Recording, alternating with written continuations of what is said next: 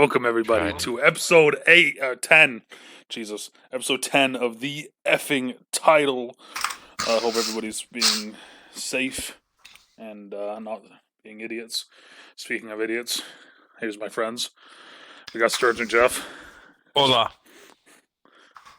¿Cómo estás? There That's we go. me. Those aren't that wasn't English, by the way, what you just heard, so don't worry about it. How you guys doing today? Lovely. You know, can't complain. I got my Crown Royal apple flavor on the rocks and ready to talk some football. There we go. Is there anything better to do on Easter Sunday? Let's be honest. Come on, Colin. Exactly. Especially when there's no other sports. Yeah, right. As part of our April of football, this is the second installment of ranking positional stuff for the NFL draft. This week it is the top 5 at every defensive position. We decided to do it as interior D-line, edge, linebackers, cornerbacks, and safeties. This one was like, there was some that were really easy, and then there was some that were like, I was like, I don't know about this. I don't know about you guys. Yeah, it depends on the position. Yeah, there was some positions where it was easy. Like top 5 was like done. But then there was somewhere like one that I thought was going to be easy that was difficult was edge. Well, yeah, the edge thing is I don't like it. I don't like edge. I just hate the term. I hate everything about it because it's one of those things where like we have seen a guy like Mario Williams, who's a great 4-3 D end, have to stand up and play like absolute trash. But I think that's why they termed it to edge. Yeah. Because now edge is anybody. If they're a 4-3 edge player, then they're a D end. Mm-hmm. If they're a 3-4 edge player, they're an outside linebacker. Like I feel like that's why they've changed it. But I know what you're saying, 100%. Yeah, it's just. But all right. So you guys care which way we go? We're gonna go D line to safety. We're gonna go safety to D line. Which way are we gonna do this? Jeff, you're the away team. I'll let you pick. Oh, there we go. Team. Let's start with the big guys up front. We'll work our way back. Honestly, I didn't think my biggest problem with this is I think when I was looking at my overall draft and where I have people rated, I think my top 4 or 5 were actually on the defensive side of the ball. Mm-hmm. But then there's a big drop off, in my opinion. Oh yeah. From kind of those 4 or 5 guys on the defensive side, and then it just drops. And I had multiple offensive side of the ball, and then I'm just essentially almost dropping out of the first round, and it's just that's why I think it's going to be a little more. No, that's fair. Yeah, that makes sense. Also, before we do start, can we just talk real quick about how Roger Goodell announced that the first 3 rounds will be done from his basement? Wait, what? You didn't hear that? No. He's gonna be doing them all from his basement. Hilarious. I read that online and immediately I was like, yeah, that's the way that Joe Burrow wants to be announced as the first overall pick. Well, you know what? I was just telling my wife this. I go, the draft might be the best it's ever been this year, because rather than them focusing on like those weird rooms where the draft picks are all sitting with their families and stuff, they're gonna have to actually put on film and talk about the players and their skill set, because there's nothing else to show. Yeah, right. I'm hoping that there's something like what happened with the XFL draft, where when the Panthers go up, there's just one guy in the corner, and as soon as they make the pick, he's just. Because I forget the Wildcats, there's one guy in the corner. They make the pick, and he's just sitting there. The pick is announced, and he just goes, "Wow!" Every pick. See, I don't know if you're gonna be able to do that because you're really not gonna have any cameras on this. And I think that's the media is really gonna be hurting the most on this. I think from a fan's perspective, you're still gonna don't be get surprised. The there's gonna be media. There's gonna be media in a room somewhere where they can put on a screen and all that stuff. They're going to sit there and say, we pay you a lot of money, get the F out there. Yeah, exactly. 100%.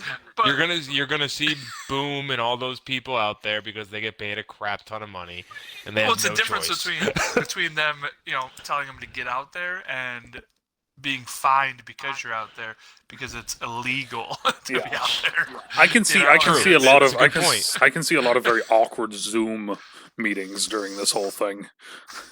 Yeah, right. That's It's gonna be so funny. There's already Oh, plenty yeah. of those anyway. Also, quick shout out to KT Randall for the 8 months of subscription with Twitch Prime. Thank you, Randall. I appreciate it. I hope you're doing good, bud. All right, Okay, so, real quick, how funny will it be if someone actually hacks the Zoom meeting and there's just some naked dude in the middle of in the middle of someone getting drafted? that'd be It fucking could hilarious. happen, to be Hilarious. honest. Oh my god, that'd be good. Someone Well, will get fired I if think that happens. I think Harbaugh has already brought up the whole thing of someone's gonna ruin this, or somehow there's gonna be some hack, or there's gonna be someone's gonna be up and then they're just gonna have their internet cut and that sort of thing. I think Of course, yeah. I think Harbaugh Something brought that up and he was like yeah, no, I don't want to do this. I don't like this. And I'm sitting there I don't blame him. I wouldn't either. But what else are you gonna I do? mean, you don't know? like it. I mean, the teams who shouldn't like it are the teams that are picking high. Like the Dolphins should Mhm. hate this. They have so many picks, and this is the year that they have 20 picks. It's oh, that Mm-hmm. sucks. That blows for you guys. But I mean, I think teams that are high up, the Ravens, stuff like that. I don't think I think it's pretty obvious where their mindset is pre-draft, where they're looking, all that stuff. So I know they want to do their physicals and all that, but it's not a huge deal, and Yeah, true. you'll get it figured out. All right, so interior D line. I watched a little bit of film on this throughout the week. I actually did mine throughout the week this week instead of just in one day. I kind of like the interior D line for this draft. I think it's very interesting. I got Derek Brown from Auburn as my number one. Yes. Javen Kinlaw, number 2 from South Carolina. Russ Blacklock from TCU at 3. Raquan Davis from Bama at 4. And Neville Gallimore from Oklahoma as my 5. Okay, I mean that's fair. I will tell you right now, I'm very biased in the fact that I'm a Bama fan, so I am an SEC lover Mm-hmm. when it comes to defensive line play. So the fact that you named an Oklahoma and TCU player, I want to spit in your face for naming the worst defenses in the world and saying any of them are worth being mentioned. But I get it. I mean, They put up a lot of sacks. it wouldn't be for the first time you interior, spat stuff in my like that. face. I mean, Yeah, but I agree with the first two. Derek Brown and Javin Kinlaw are definitely the two best. Then I actually go down to Texas A&M's Justin Matabuki and Raekwon Davis, and then I actually go down to LSU's Rashard Lawrence for 5. okay. Just I believe the SEC when it comes to D line and O line play is the most competitive. So I think if you're a dominant SEC defensive lineman, you're going up against the best offensive lineman in the country every week.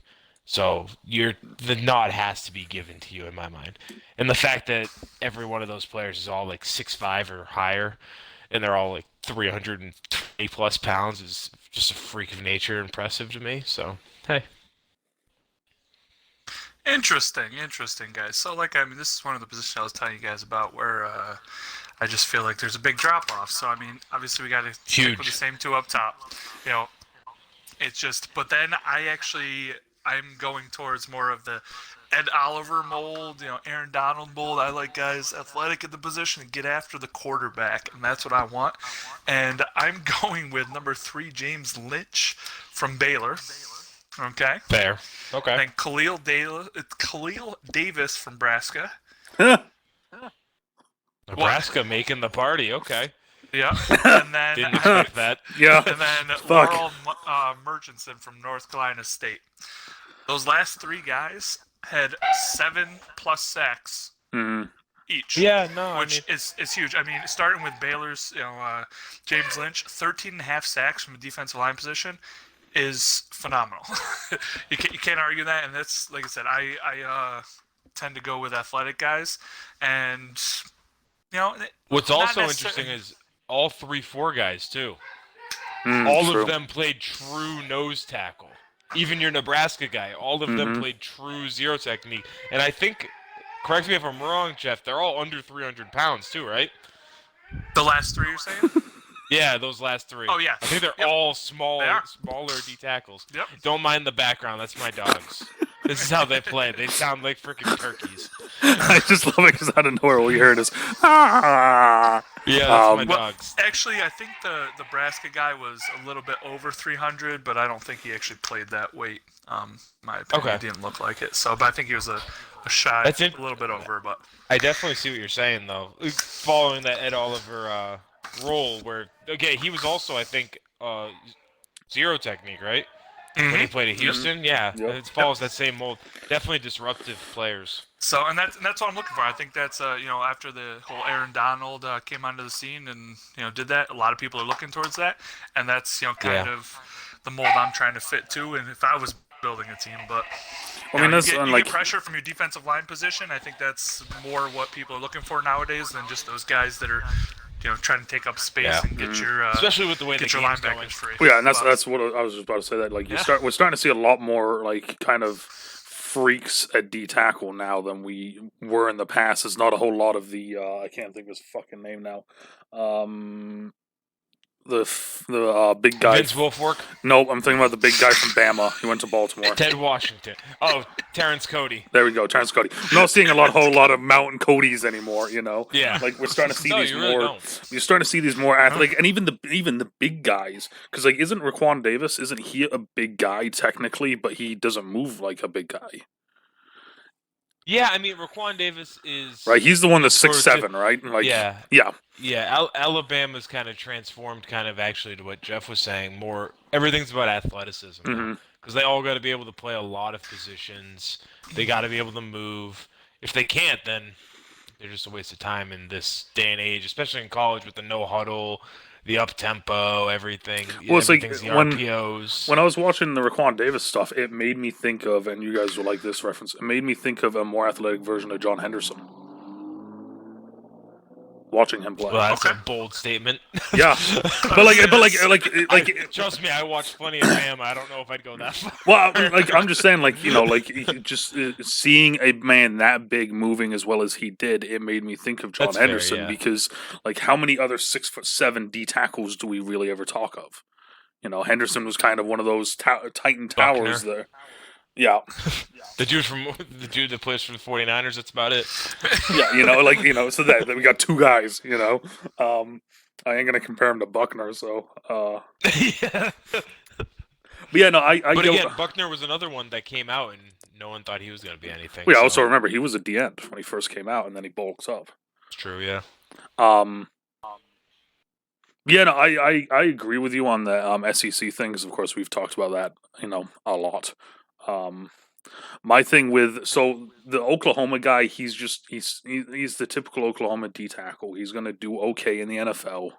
He probably won't have a Gerald McCoy sort of career, but he's not gonna have a makes the practice squad sort of career. I mean, I guess, let me ask you guys this, because we all agreed on the first two, and I think it's fair to say the first two, we both agree that they're going to be first-round talents, right? Oh, 100%. Derek Brown and Javon Kinlaw? Correct. Yep. When do you think the next D tackle's being taken? Because that was my thing. Kind of what you said, Jeff, the drop-off. I don't think the next one's being taken until late second, third round, because there is such a huge drop-off, and there's such huge depth at the edge rush position. I mean, you're not gonna. You'll probably see in the middle second. Just because but you're gonna it's see at least people a 30 value pick, it, but it's a 30 pick difference pretty much. Yeah, I mean, Oh, I are you could, looking here? I could easily see a team like being an idiot and moving up like to the Niners, the Chiefs, and like taking one of them. Yeah, one of these late next guys. first round, I could see yeah. someone doing that, being an idiot and doing that. But like, yeah, there's a big drop off here. I feel like this is one of those ones where D tackle is a solid position in this draft. I feel, but it's not a need position. If that makes sense. You're gonna hear a lot of D tackles called in the 4th, 5th, 6th, 7th round, and they're gonna end up being good, solid players that play for you, and you'll hear their name like you hear freaking backup guards' names. Like, Yeah, you're hearing when they fuck up. Yeah, exactly. Yeah, you know. Well, No, and I think a lot of those people though, you'll get like you could probably get some Kyle Williams out of these guys, where you're gonna get solid, Yeah, that's fair. journeymen. But no one's just not gonna be stat stuffers. They're not gonna be making plays every other time. Not but you'll get some solid guys that are you know doing their job and just working hard, and that's what you'll get out of a lot of these guys later in. But yeah, I don't see it being top level. I don't see it being. but- Yeah, I don't see any surprises that are all of a sudden going to be all pro players. yeah, no. So moving on to Edge. Edge was one of those ones that, like, watching it personally myself, I didn't like a whole lot of what I was seeing. I mean, obviously, we can all agree Chase Young is the number one here. The draft. Yeah, I mean, if Joe Burrows didn't exist, it would be Chase. in the Yeah, draft. 100%. He's the best Joey. player.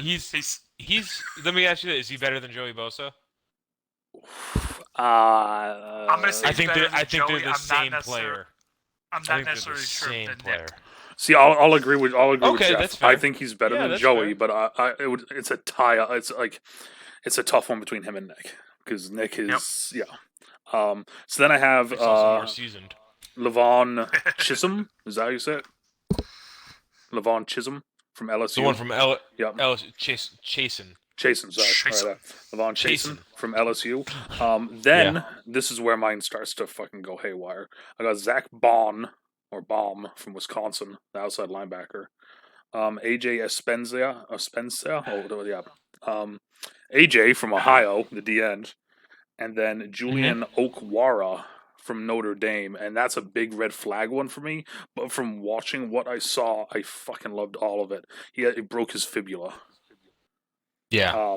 But everything I saw though was like I'm sitting there like I would almost put this guy higher, but he's a lot like I'm blanking on the first name, but the Notre Dame player, Jalen the Smith, linebacker that went to the Cowboys, high upside, low risk. He's gonna be a great late second round pick. Imagine if fucking Cowboys get him as well. Just fucking they're just like, yeah, sure, we've done this. We've done this before. It worked. But if you look at his junior tape, he was filthy. Yeah, I'm watching this stuff. I think he had one bad game, and it was that Clemson game in the playoffs. Probably. I'm trying to get up the page that I was using last week and earlier today, and it's not letting me fucking load it up. So, yeah.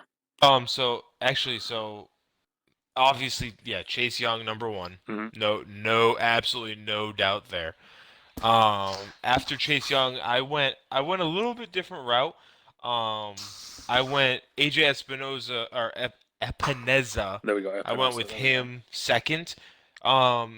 Just because if you actually watch Iowa's games, it's known that he's really their only player on defense, and he is outrageous. Yep. Even when he doesn't make a sack, he forces the QB to get rid of the damn ball, and he forces him to get rid of it really fast. Then I went with Yetur Gross-Matos from Penn State. Good film, played a lot of good teams. Then I went Terrell Lewis from Alabama, and then I went Clavion Chasen from LSU.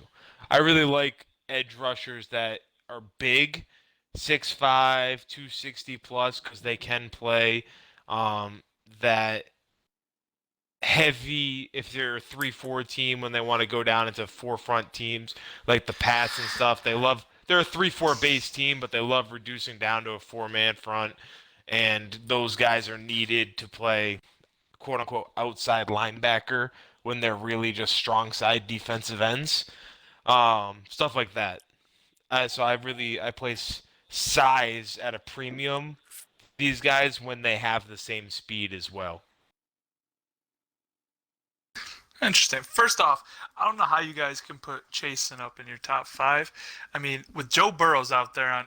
Oh wait, that's the wrong side of the ball. Just trying to. He's got the best team around him, Rob. I mean, yeah, I was gonna say I've been waiting for him to be like, oh look, another LSU guy.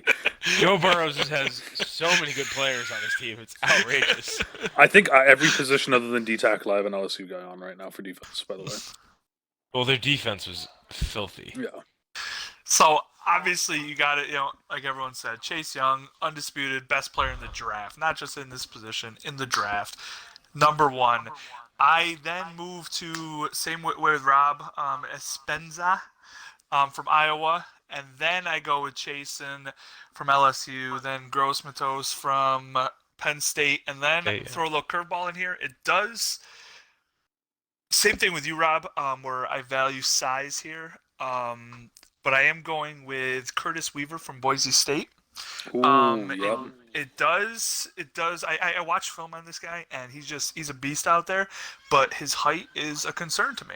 I mean, he's only I believe it's like 6'2". He's coming in at, He's a which is true outside Yeah, linebacker. oh exactly, and Like- that's my concern. I mean, I think he can be beneficial if you can put him into the right spot, in the right team, in the right fit.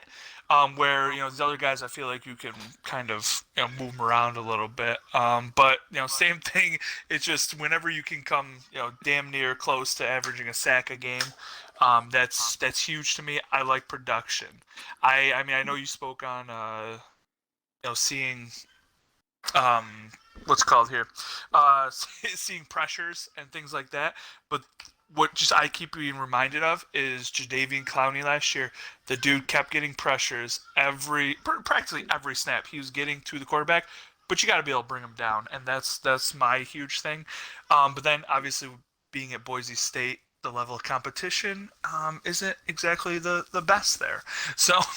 And then obviously being With the that said, size though, he Boise has. State does they are one of those low-level teams that play high-level competition in their out-of-conference games. Yeah, Like I know they played Washington in a bowl game. I know they got their ass kicked, but Yeah. I know they played Washington, stuff like that. I mean, they played Florida State this year and won, which was no. It's a big name. It's good. It's a big but name. Exactly. Playing good competition, but I mean, you're playing Hawaii, BYU, San Jose State, Wyoming, home of Josh Allen, New Mexico, Air Force. Like, I mean, it's not the best competition out there, but honestly, I don't know this for a fact.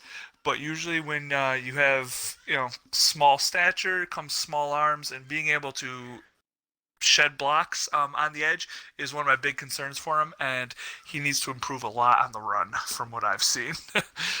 So it's just, but I'm still putting him in there because, like I said, I like guys that get after the quarterback and bring him down. Yeah, the Weaver kid was an interesting one. I was watching one of his.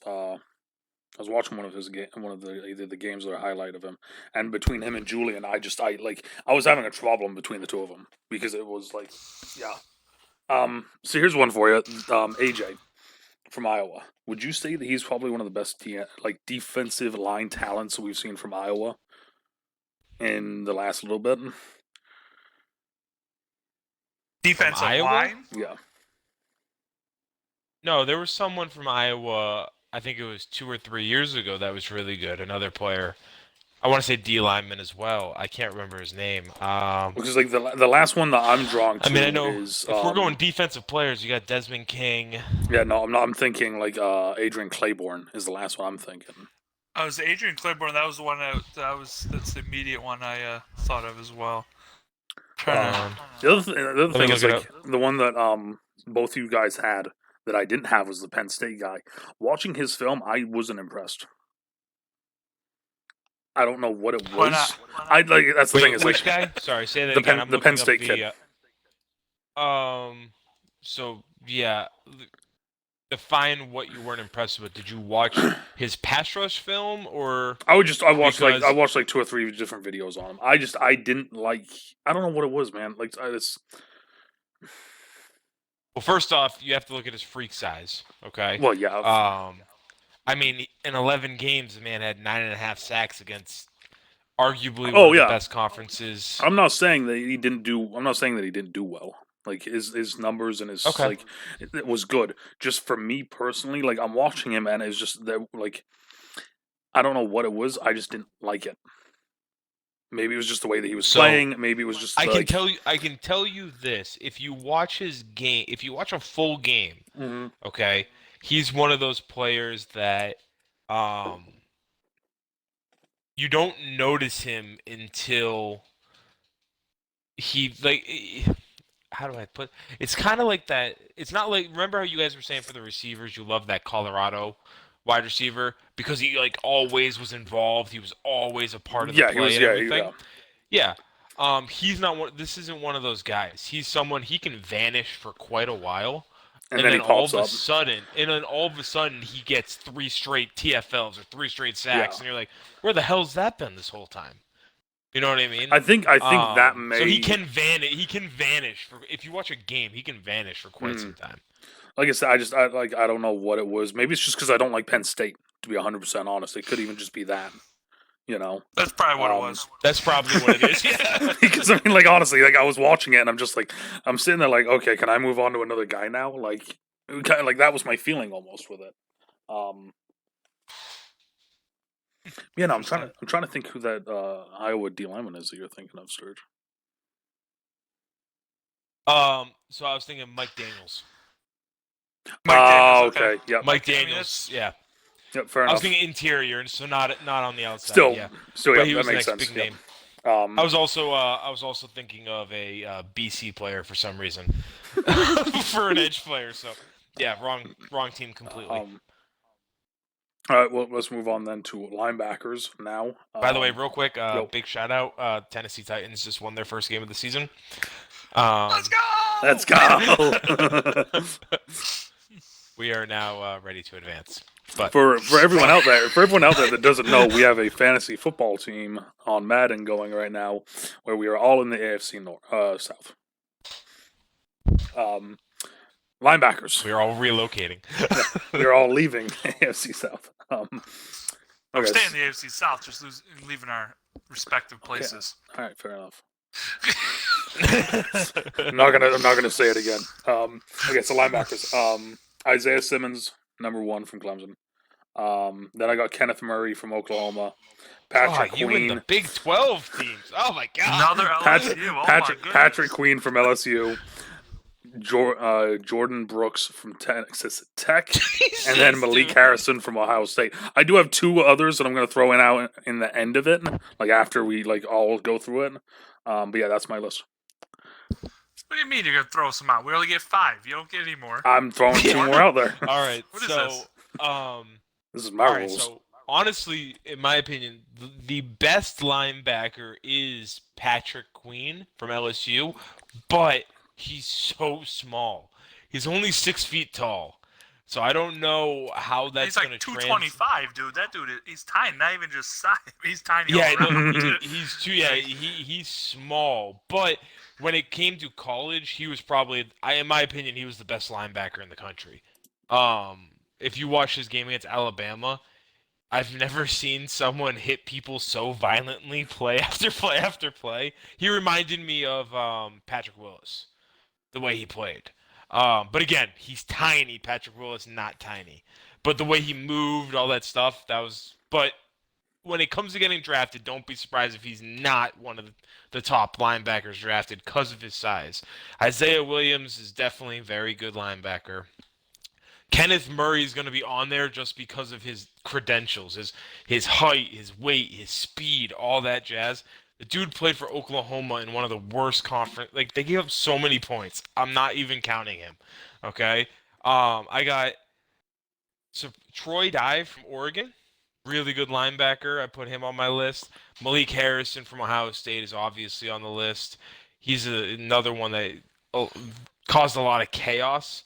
Akeem Davis Gaither. That's from one. Appalachian State.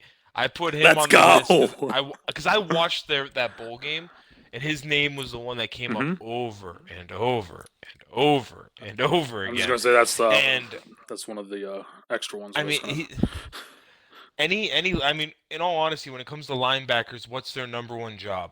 Tackling, right? And when you look at his combine ratings, the first thing in there is big tackle radius, no hesitation, attacking tackler, great range tackling. Like, the first 3 things are tackling. I mean, I know there are going to be issues at other points, but with the way they do sub packages and everything now with linebackers, and they really only play 50% of snaps, true run-stopping linebackers only play about 50% of the snaps. Then you have your sub-linebackers, and then there's maybe one linebacker on your team that plays every snap of the game. And that's not usually a rookie. So I think he's someone that could easily be your third or fourth linebacker off the board. My fifth linebacker was actually he's probably down on your guys' list, but Cam Brown from Penn State. And not so much for everything he did this year, but I was looking at last year as well. He was the one against USC in the bowl game that finished with he only played 2.5 quarters and then he broke his arm, and he had 15 tackles, a pick, and a forced fumble Jesus in a bowl game. Yeah, and he only played 2.5 quarters. So the dude's a freak. He's gonna end up being a steal for someone. Penn State in general had a down year this year, as far as their standards and all that after coming off of everything. But he's another one of those guys though. He's a true run stopping linebacker. Reminds me a lot of like Takeo Spikes, one of those guys. Brandon Spikes, people that can come just downhill, lay the boom, stuff like that. But I think this linebacker class is a lot like we were saying with the D tackle class, Jeff, where the top three are pretty obvious.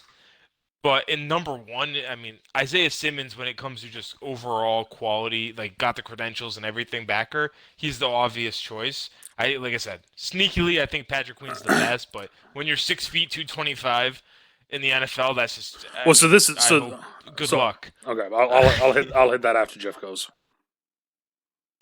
Oh yeah, let's go. No, I was same way with Rob here. Starting with Simmons from Clemson. I stayed away from Murray just because of, like you said, same thing, playing in a bad defense and a bad conference. I mean, he's got, in my opinion, all the skills to be productive, but you got to be able to make people around you better too, and I just don't think that was an issue there. So it's just, I then go with Queen from LSU. I actually bring in Malik Harrison at 3. Then Zach Bond from Wisconsin at 4. And then I did throw in Kenneth Murray at 5 just because I couldn't justify keeping him off my top 5 list, but I don't like putting him there, honestly. I feel like you guys I am, mind you, I already said I don't like Penn State, but like my thing is this, right? You said earlier, big tackle radius, right? Like that's what linebackers do. They tackle people. Dude had 155 tackles, 102 tackles, 2 years back to back. No, but now there's a difference between tackling people and tackling people when you're chasing them from behind. Oh no, I understand that, but okay, so then we play this fun game. 96 tackles, 101 tackles, or 40 tackles, 85 tackles. Patrick Queen versus Akeem Davis Gaither. Which one was which? Akeem Davis Gaither had more tackles. Yes. But that's because Patrick Queen had way better players with him, which is why it's hard to put him where he is, because you don't know if it's because he's so good or if it's because the rest of his team is so good. Like, yeah, if we compare Joe Burrows to Kenneth Murray right now, okay, Kenneth Murray's better. You know what? You're right. Now, let me ask you guys this: why did you guys leave Troy Dye off of your list? I didn't think he was anything special watching the film.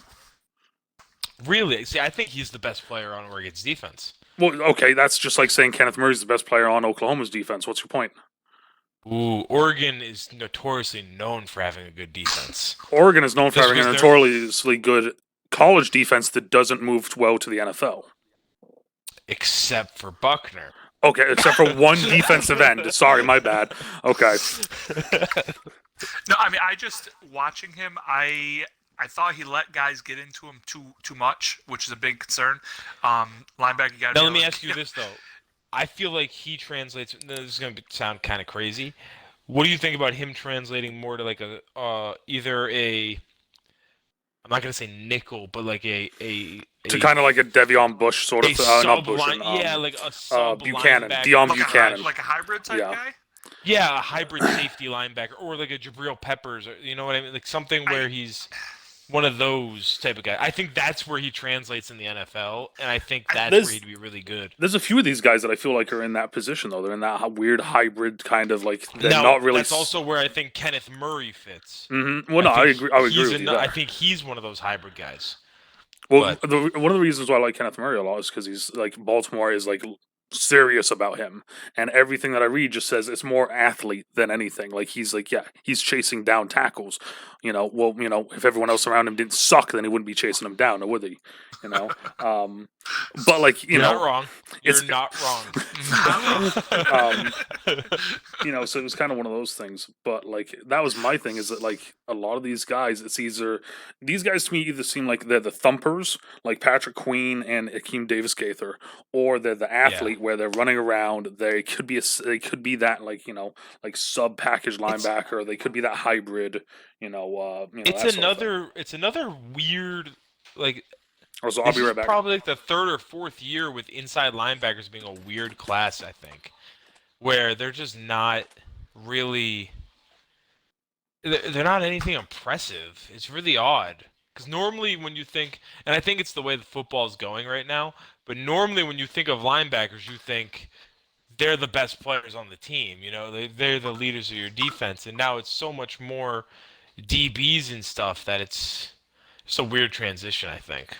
I mean, even last year, there was some solid backers though coming out last year. It was just a big drop off after it though.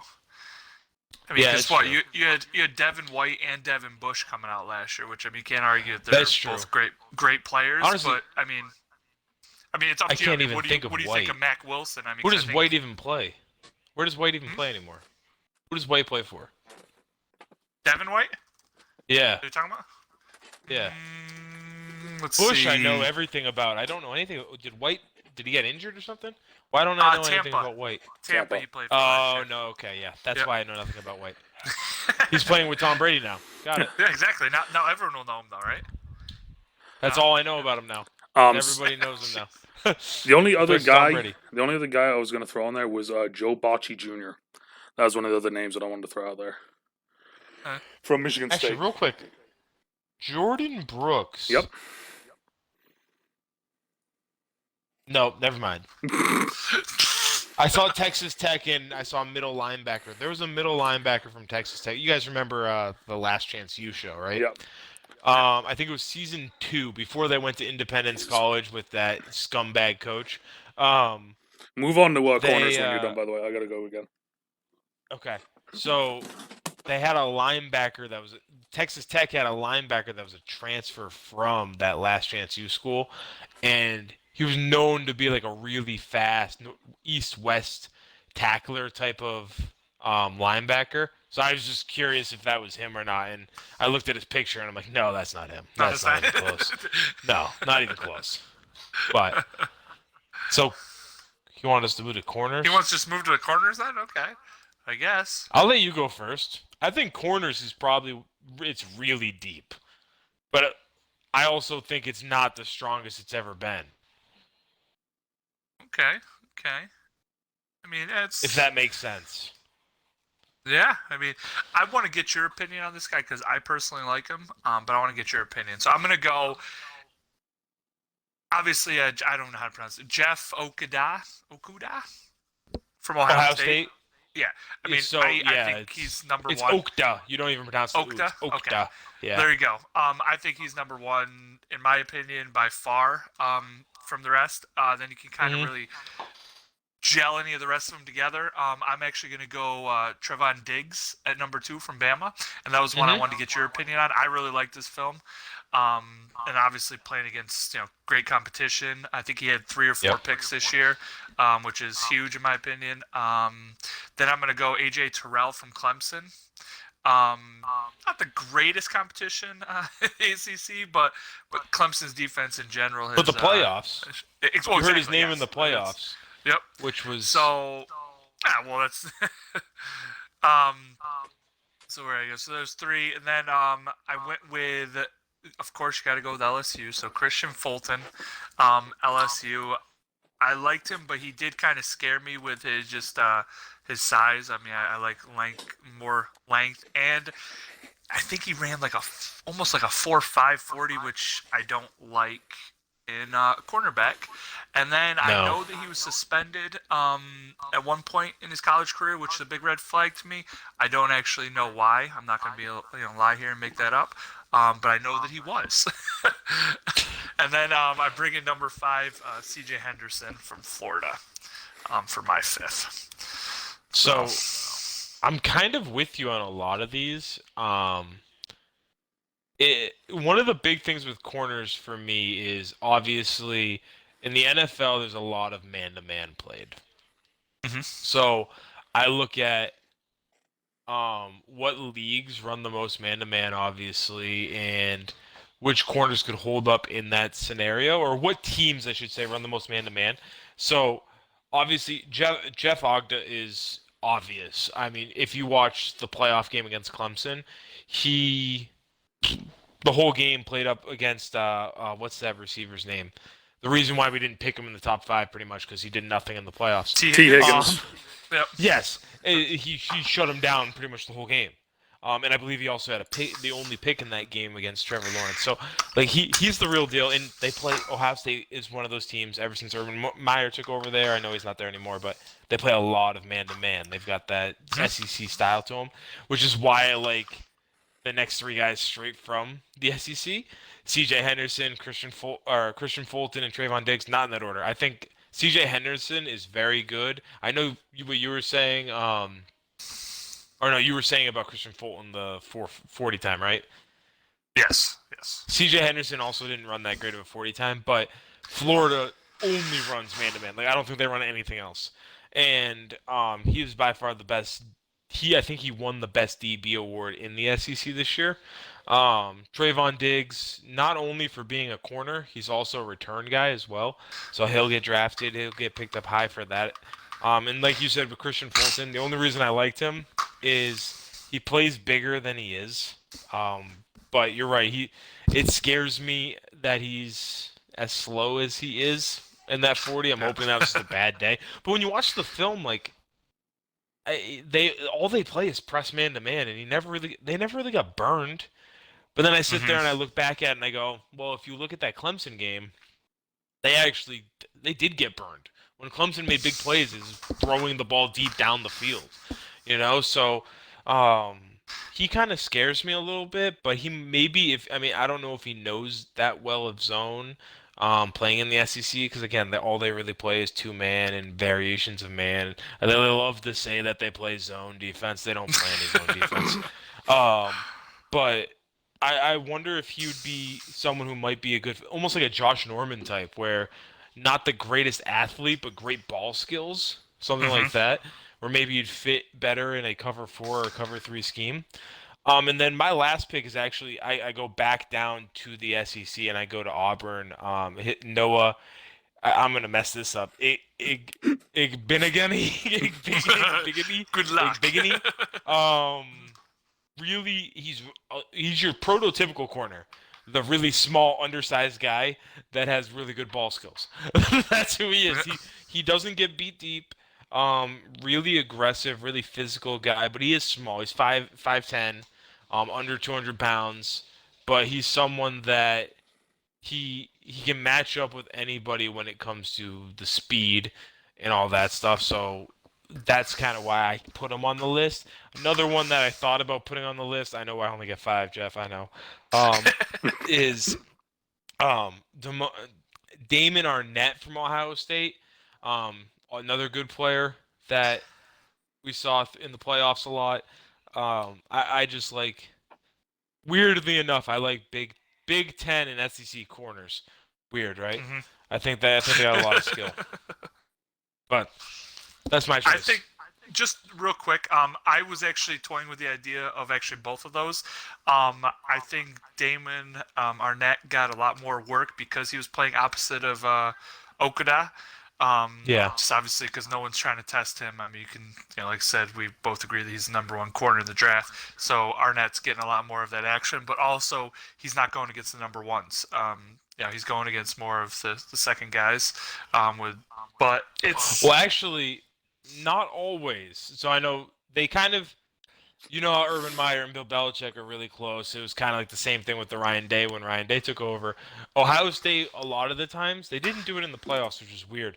But a lot of the times they did kind of what the Pats do, and they put Okta on the second best guy and said shut him down, and they do a lot of that bracket coverage over the best With the receiver. number one, yeah. Yeah, they didn't do it But, all the yeah. time, but they did do that a lot. So he did get a lot of work against the Big Ten's best receivers, which I mean, I don't know if Yeah. Purdue's best receiver scares you or not, but he did play them a lot. And then the only thing that kept me out of Noah putting him up there, which honestly shouldn't probably have kept me out, but it did. And just his instincts weren't there, and I actually were looking into it a little bit more, and he actually newly switched. He's only been playing corner for 2 seasons.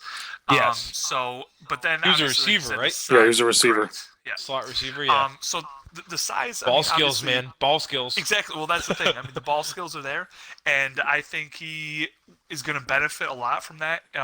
Being a smaller guy, probably more than likely going to play in the slot. On defense, I mean, he could probably run a lot of those routes better than a lot of the people he's going against, and I think that's going to help him.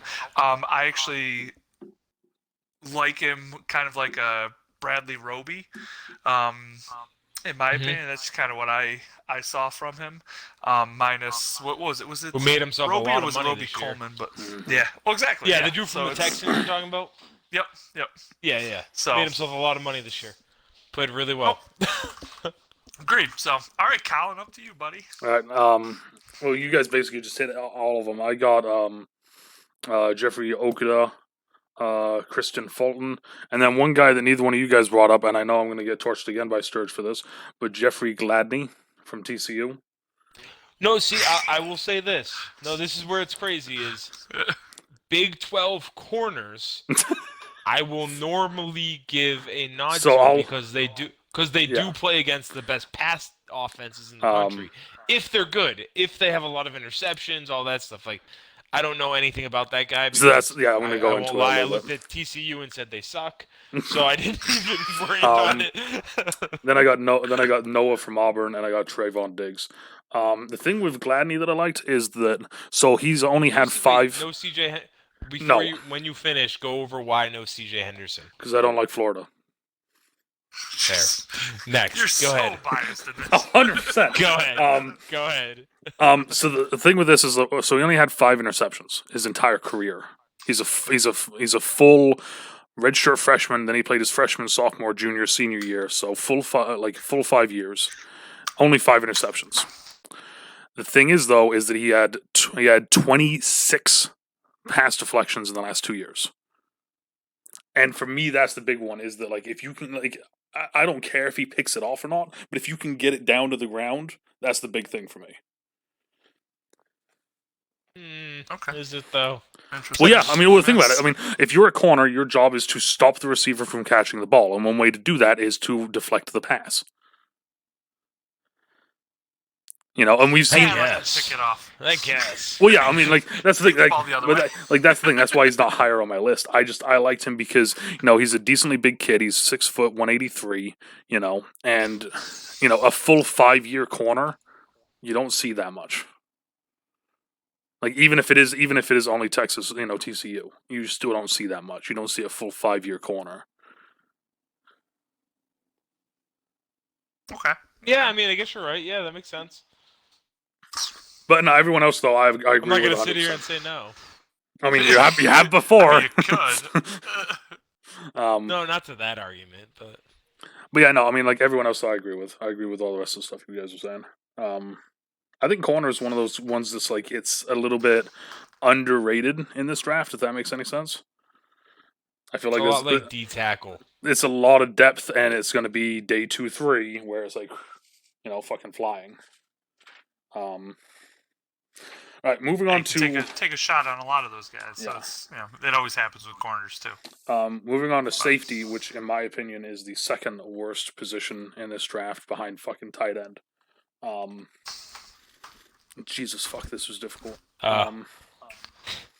What? Difficult. Really? Wow. Okay.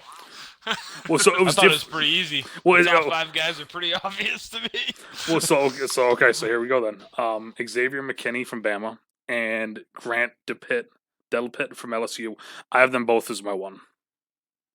I don't think it works that way. Yep, it does. Rob, did you get 2 ones? I only got 1 1. Well, no. I'm not, so my next one is my actually didn't 3. even have a 1, so Yeah. no, that works. Antoine Traded Winfield mine Jr. away. From Minnesota. Then I have Jeremy Chin from Southern Illinois. And then I have Kyle Duggar from Illinois Rhine from a D2. Real quick, who was your number 3? My number 3 was Antoine Winfield Jr. Okay, that's what I thought you said. Yeah. Okay, just to make sure it cut out there. Okay, my bad. No, you're good. I think it was on. Do you want to go first, Jeff, or me? I mean, I think McKinney. Yeah, I'll go first. I think McKinney's number 1 on the safety side, and then I'm actually throwing Antoine Winfield Jr. in at number 2. The only reason I don't have him as number 1 is because of his size. 5'9" scares me, but I love the guy's athleticism. He's a sophomore, so he is young, but I love it. I think he had 7 picks last year, Something stupid and like added that. on at 5'9" frame. 3 sacks. Throw it out there. The guy should be number 1. If he only was get me up there to the 5'11", 6-foot range, he's number 1 easily. Then I go Grant and Delpit. Then who was my 4th? Sorry, I'm looking at my notes here. I went with Ashton Davis from California. It didn't excite me. But he was there. And then Jeremy Chin is who I put at number 5 from Southern Illinois. So, but honestly, I love Antoine Winfield Jr. Loved his father. So, yeah. I think he's going to be great. Like I said, it's just the couple inches is a killer. Well, it's a killer for you. It's not for me. Number 1, Antoine Winfield Jr. Yep. The dude is by far has the best football skills in this entire draft. I'm being this kid is. Oh yeah, no, I'm not. I know it's in his DNA and in his genetics. That's why I'm saying shocking. Yeah. But this dude is. I know he's 5'9", and that scares people. But when the hell have you ever seen Minnesota on the radar? And this dude, did you see his game against Penn State? Yeah, it was. Yeah. When they finally went on the map, and then they beat Auburn, by the way, in the bowl game. This dude's a freak. There's an absolute. The only person who might be better on that team is that receiver that caught every touchdown pass. But whatever, he's only a freshman or something. So, so after Antoine Winfield, I've got Xavier McKinney. And by the way, that's coming from an Alabama fan. He is better than Xavier McKinney. Xavier McKinney is like. You guys, obviously, you're going to remember Clinton Dix. Mm-hmm. That's Xavier McKinney. It's the same exact player. There's absolutely no difference. So it scares me to think that he's supposed to be the best safety in this class. Because Clinton Dix, I know he's an okay player, but he's nothing special.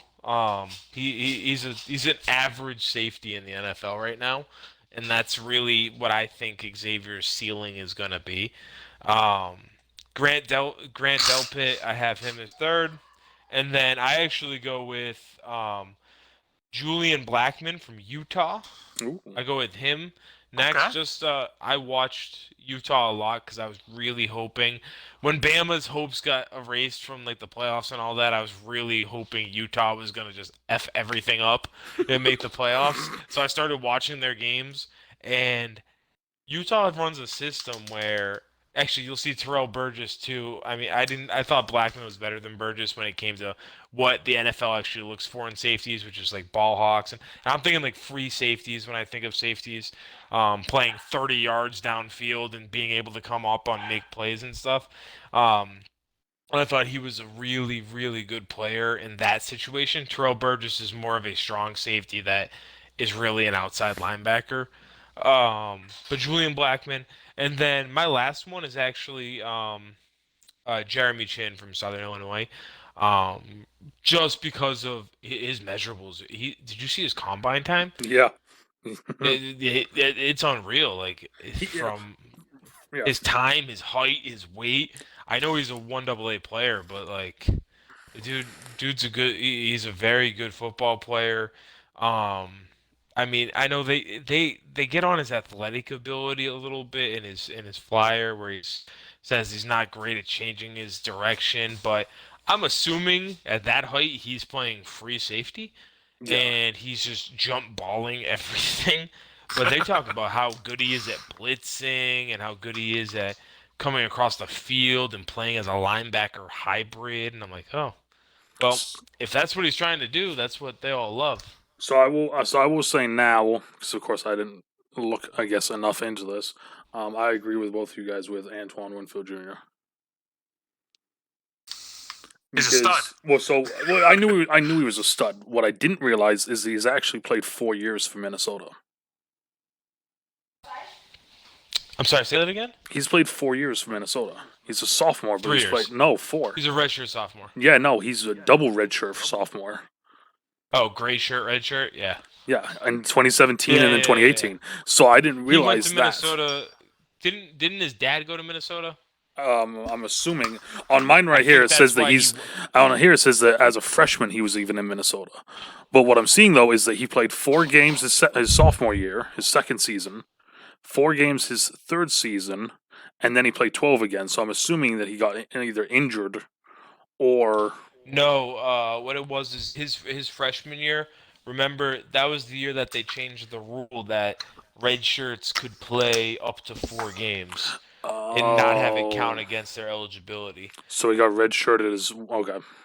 See, because I saw redshirt sophomore and immediately I'm saying that like, no, no, I love the kid to death, but no, he hasn't played enough. Too young type of thing. Yeah, but now that I see this and realize he's actually been there for fucking 4 years, like he's been through the suck. Yeah, and well, and this is the other thing, like, so in 4 games, his junior year, basically, I'm just gonna call it his junior year. In 4 games, he had 3 punt returns for 110 yards and a touchdown. Well, that's the other thing. He is a returner. Yeah, he's. But like the fact that in 4 games he was able to do that is like, and that's off of 3 kicks. It's like, yeah, no. So I agree with you guys on Winfield being 1. Now I will officially make that change.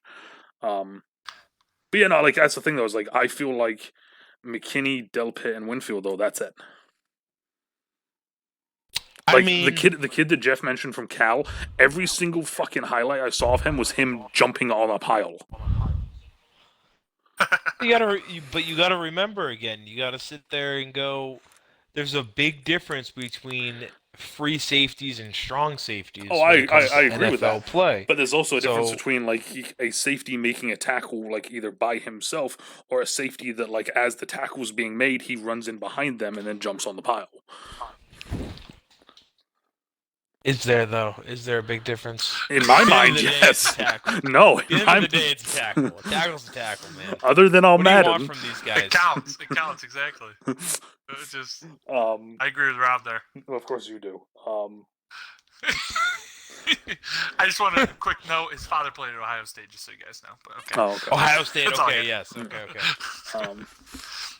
That's just kind of know that because Antoine Winfield was a Bill, but just throwing that's it why there. I assumed you know. That's why I asked you. I assumed your controller died, and that's why I didn't answer right away. But no, it didn't actually. No, we're good because I charged it right before. So no dying this week, guys. No dying. So yes, I mean that's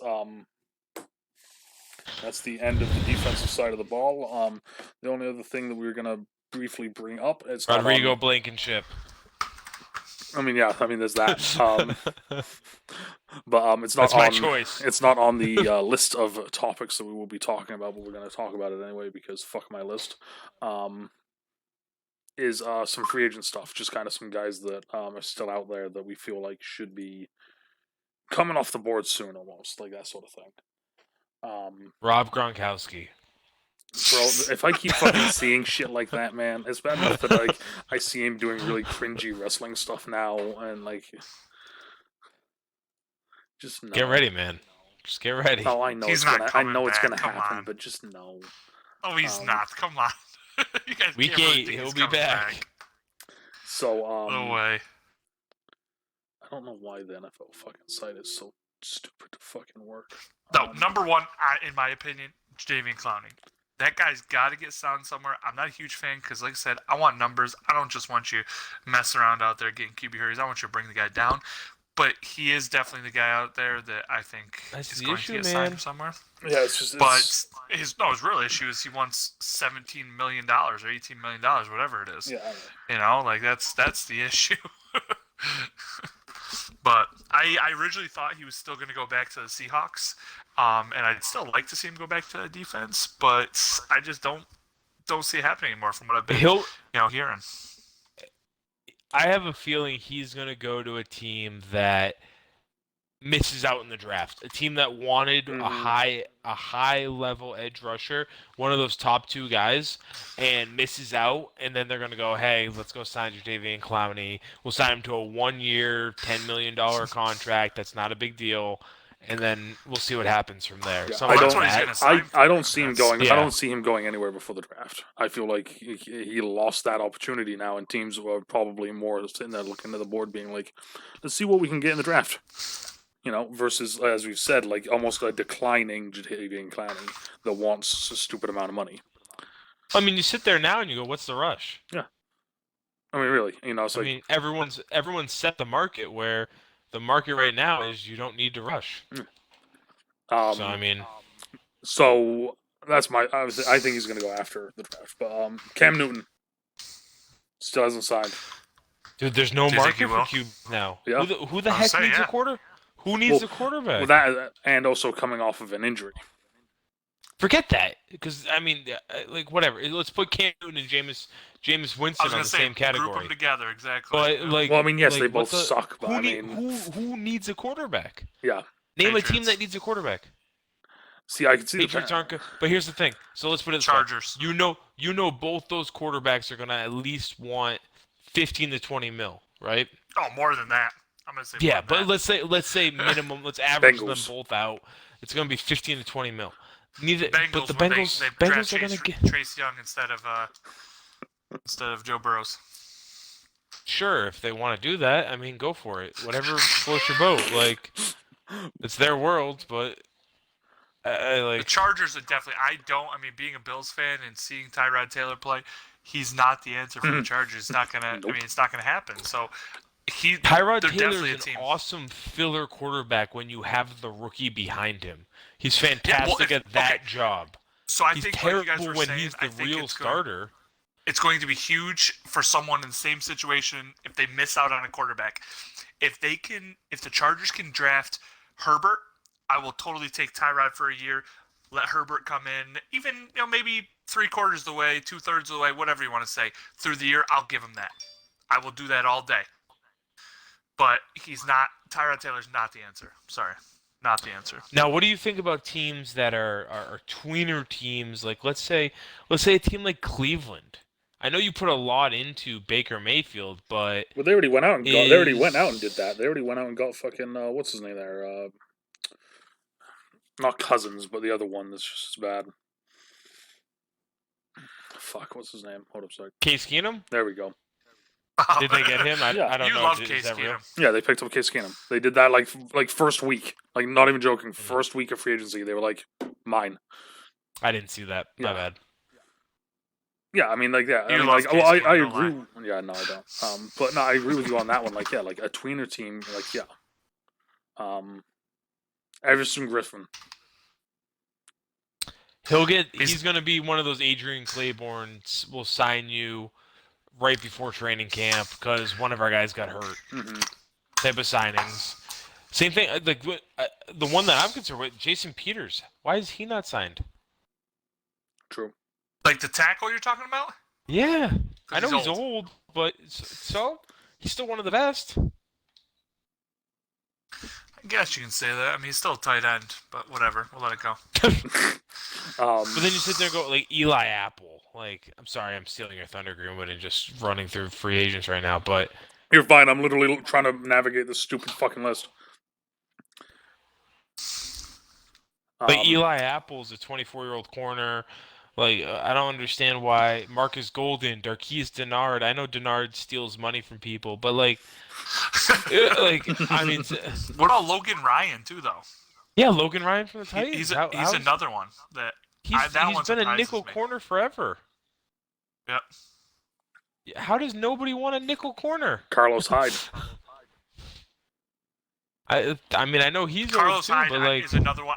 Carlos will definitely get signed, but same thing depends on what falls to people in the draft. I think is a big one, and then you're going to see a lot more of these names falling off the board when they get as drafted. soon as the draft through ends. the draft, but Normally you see a crap ton of undrafted free agents signed. I feel like you're going to see a lot of real free agents signed right after the draft just because of the physicals and the lack of ability to get people in. I think that's going to play a role in this time around. True. I was going to bring Prince Amukamura, and I just love the fact that the immediate thing that says on this is Amukamura is back on the free agent market for a 5th time. That's a sign that he's good enough to be a starter year after year, but not quite good enough to stick around. love it. Yeah, I mean, he's pretty bad. Let's be real. That's He's pretty bad. Yeah, no, I mean, like, really, let's be honest. I mean, Eric Reed.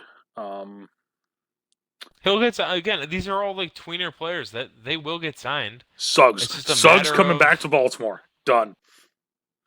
I could see that happening, honestly. I really hope so. Easily. I really especially hope so. If they don't, especially if the draft doesn't work the way they want, they don't end up getting somebody in the draft. My thing with it as well that like for me sucked was the fact that like he said that he was leaving and then he's gonna go to Arizona. And I'm like, okay, he's an Arizona kid, like that's fine, go to Arizona. And then like 3 games left in the year, Arizona's like, yeah, we're cutting Trill Suggs. I'm like, you gotta be fucking kid, like come home.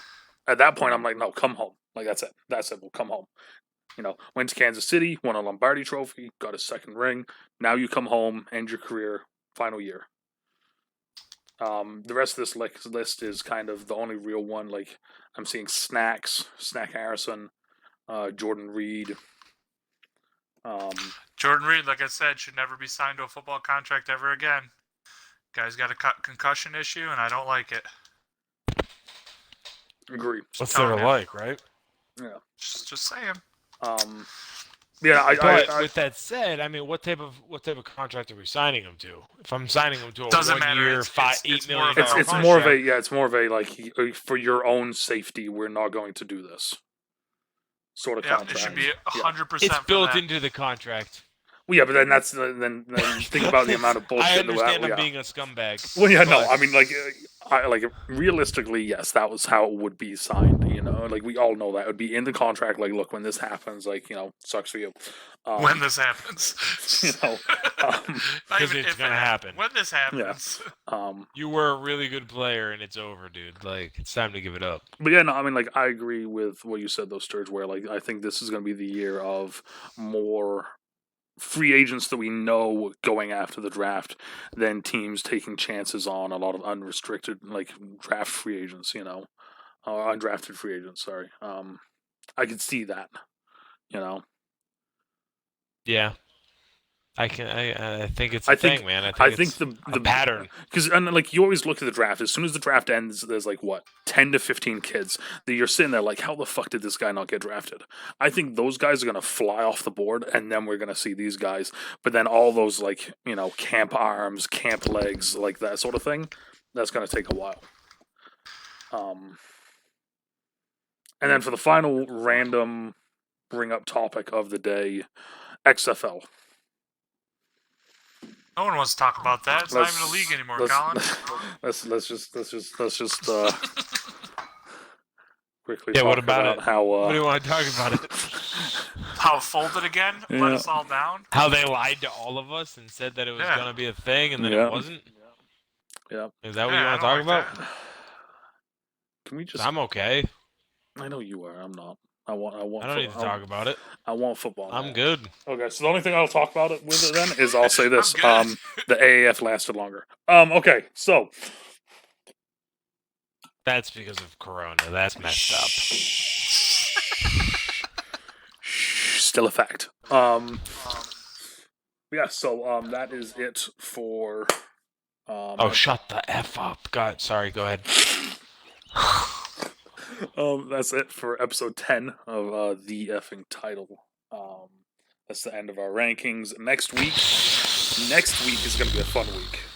Next week is the fun week, because next week is the week where you're going to hear all of us just saying fuck you to each other as we do the first ever and hopefully the beginning of our annual Husky Nation, the effing title podcast presents the mock draft right here on the channel. Oh fuck yeah, that's coming up. Yep, that's next week. Let's go. You know, we've Taking a kicker first overall. yeah. I'm not Make even trades? no trades, just to make it easy. Okay. I'm trading. No. Jeff, you want to do a The trade? Bengals are open for business. I think the mock draft between us is going to be interesting because I'm interested to see if, like, for instance, like, I don't remember who did have the Bengals. It's I know it's one of you Me. two. You have it, Jeff. The Bengals are open for business, I'm telling you. I'm interested to see if Jeff takes Young or Burrows. If he goes with who he thinks they should take, or if he's going to go with who he knows they're going to take. That's what I was going to say. Like, it's going to be close. Well, that's the thing. Is, like, I feel like it's going to be interesting because it's going to get to a team or two where, like, it's like, okay, this team is obviously going to take this person, and then like one of us is going to be like, no, like, they do No. this. Not doing it. Yeah, so we went through, we got all the teams laid out and everything. There will be, instead of it being this layout that you see on the screen currently right now, there will be a whole brand new layout just for the draft. So yeah, it's going to be an exciting quote unquote podcast mock draft. We're going to do it live. We're going to go from 1 to 32, just right through the board. Yeah. I'm excited. Are we starting at any earlier? Are we starting at 7:30 or? I'm not decided yet, but we might. Okay. Yeah, we might have to. Yeah, I we mean, might it have to. depends on- Yeah. Just for timing wise, yeah. I'll look at it and see what and talk to you guys during the week and see what we think. But that's the plan anyway for next week, guys. And then, of course, the following week is actually draft weekend. I will be streaming the draft. So if you guys want to come by and hang out for the draft, You're going to be streaming the stream? I'm going to be so I will be streaming myself, my gorgeous mug, on the screen, running my mouth about how teams are idiots, and then I'll be putting the team, like, who's being picked on the board live as it's going, and talking it over. So you don't have to listen to Mel Kiper Jr. Yeah. So, you guys have anything to say here before we fully wrap this up? No, look forward to next week, man. Look forward to it. I'm telling you, the Bengals are open for business. Just saying. I'm in overtime, make a by the deal. way. Well, as always, depending on where you are, good morning, good afternoon, good evening, and good night. Stay out of trouble, stay safe, and we, as a collective, will talk to you next week. Bye.